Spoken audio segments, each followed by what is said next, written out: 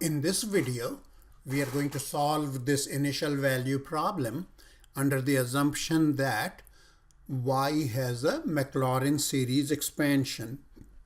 So what do we mean by that? That we can write y as y at 0, okay, plus plus y, the first derivative of y at 0 times x, and here I have factorial 1 in the denominator just to show you the pattern.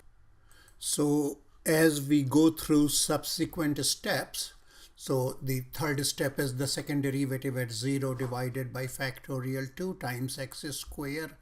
This is the third derivative of y at 0 divided by factorial 3 times x cubed, and the series progresses in that manner. And once again, just to recall for you, is that this quantity, say I have y, this superscript 2 at x, this is what?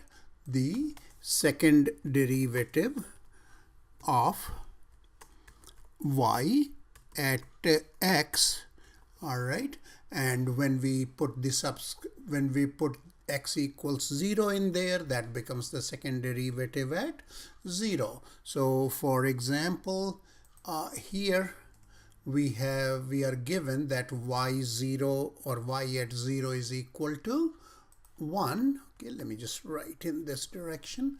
And then here the first derivative is 1. What does that mean is that just in these symbols, that will mean that this y superscript at 0 is 1. So what this question that you have asked me is asking you to do is to find the first 6 non-zero terms of the solution of y, assuming that y can be written as a McLaurin series, okay, or y has a McLaurin series expansion, to be more precise. So okay, so if we look at this, see this here, we have already seen this term is 1.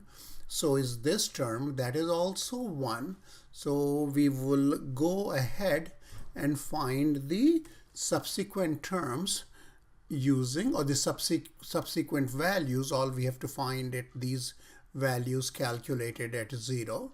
So we have this relationship, which simply means that we have y, the second derivative, and let's write it at x here. Remember, I'm switching, just like between x and 0 interchangeably. So make sure that you have the, you see the difference there. So if I have to obtain the value of the second derivative of y at 0, what will I do is, let's substitute 0 in here. So we have a 0 in here, and then we have a 0 in here. And notice this is not actually the second derivative. Actually, it's the square of the value of y at 0. So let me just write it a little more clear looking, that this is this value, and this also happens to be 1. So that's nice. We are going quite easy here. So we have obtained that this value, the second derivative at 0, is also a 1. So now we will go for the third derivative, and let me do this here. Let me go ahead and change this kind of awkward looking symbol. So here we go. That's a square, okay? All right, so we are not like writing it as sine square x or something like that anymore. Okay, not to distract you. Now we want the third derivative, so we can just differentiate the equation. Okay, so when we differentiate it, and notice we are differentiating it, so second derivative becomes the third derivative. Derivative of x is how much? 1, and here we will use the chain rule. That is, when we differentiate the square of a quantity, what do we get? 2 times the quantity times the derivative of the quantity, right? And of course here we mean the first derivative. Let's write that in our symbols, as used here. So that's what we get. So now this will give us the third derivative at 0. Okay, so here we have 0, third derivative at 0. So if we combine all these, what do we get? The third derivative at 0 equals, okay, is equals how much? 1. This quantity is 1. Multiplying by 1 doesn't change anything. This is also 1. So same thing, multiplied by 1. So the third derivative at y becomes how much? 3. So this quantity is a 3, right? So now let's go ahead and obtain the fourth derivative that we have worked up to the third derivative, and we will just proceed successively. So here is the fourth derivative when the third, let me just write it in a new line. So third derivative when differentiated becomes the fourth derivative. Here 1, the derivative would be 0. So that's out of the way. And here I'll use the product rule. 2 is a constant, so let's just ignore it. And here we go. So this will be the first derivative, like derivative of the first factor. And then what we would do is we will write the derivative of the second factor, okay? And then we will use these to obtain the fourth derivative at 0, okay? So let's quickly do that. So here we go. We have 0. And let me just do one thing here for future convenience. Here we can write this quantity squared, okay? So this is 0 and then 0 here and again 0. So what do we get here is 2 times, this is a 1, so this is simply 2. This quantity is a 1, this quantity is a 1, so the whole thing will become 2 plus 2, that is 4, okay? Now let's get the fifth derivative at 0, and your question was kind enough to ask us only go up to the first 6 non-zero terms. So hopefully this will be non-zero, so will be good. So what I did was I brought the fourth derivative here, and we are going to differentiate it again. Let's do this so that we don't run out of space here. Okay, now we are going to differentiate this. So what will happen when we differentiate this equation? The fourth derivative is going to become the fifth derivative, and here I'm differentiating a square. So when I differentiate a square, what would I get? Square of a quantity, the derivative is 2 times the quantity, so 2 times 2 is 4 here. Then we have the quantity, and then what we have the derivative of the quantity. So let's write that down. So the derivative is how much? 2, right?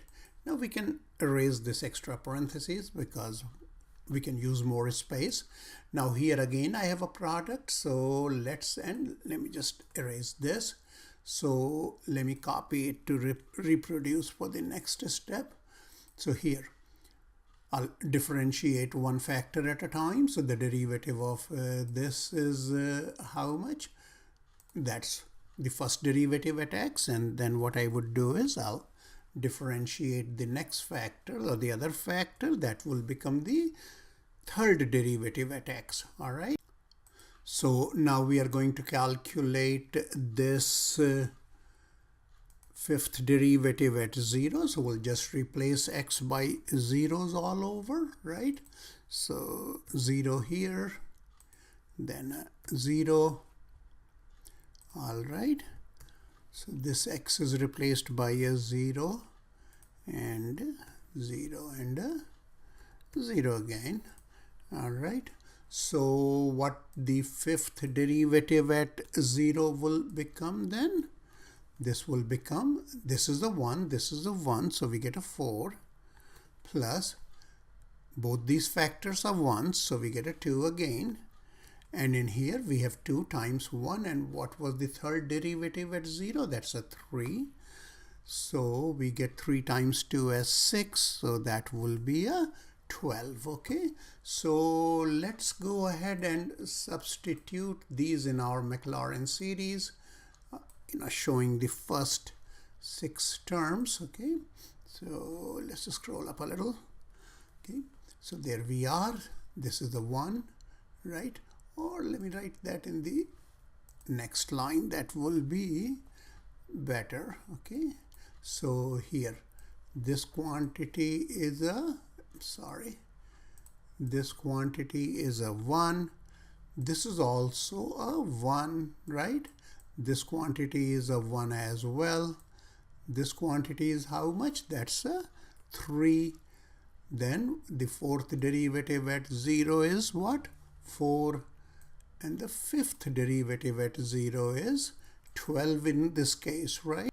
So now let's write the final term, okay?